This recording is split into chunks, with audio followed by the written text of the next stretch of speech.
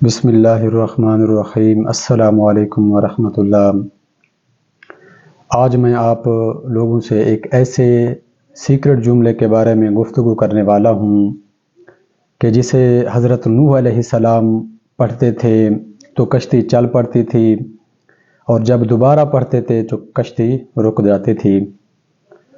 حضرت علی المرتضیٰ رضی اللہ تعالی عنہ نے اس جملے کے بارے میں فرمایا کہ اگر کسی کام کی شروعات میں وہ جملہ پڑھا جائے تو وہ کام اللہ کی پناہ میں آ جاتا ہے اور اس کام میں برکت آ جاتی ہے۔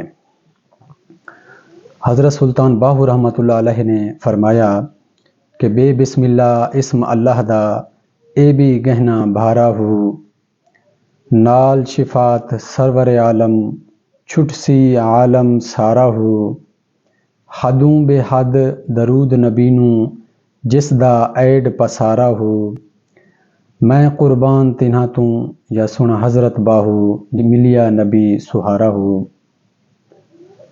یعنی وہ جملہ بسم اللہ الرحمن الرحیم ہے۔ قرآن پاک میں جتنی بھی صورتیں موجود ہیں ان صورتوں کی شروعات میں بسم اللہ الرحمن الرحیم لکھا گیا ہے۔ نبی پاک صلی اللہ علیہ وسلم کے لیے وحی لے کر آتے تھے تو حضرت محمد رسول اللہ صلی اللہ علیہ وسلم کو بسم اللہ الرحمن الرحیم سے شروع کرواتے تھے۔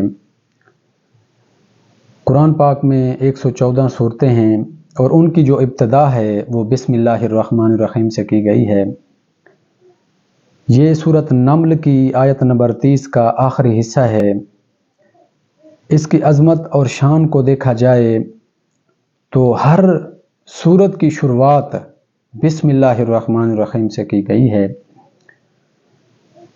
حضرت علی المرتضیٰ رضی اللہ تعالی عنہ نے فرمایا کہ اگر بسم اللہ الرحمن الرحیم سے کسی کام کی شروعات کی جائے تو وہ کام اللہ کی پناہ میں آ جاتا ہے اور اس میں برکت داخل ہو جاتی ہے۔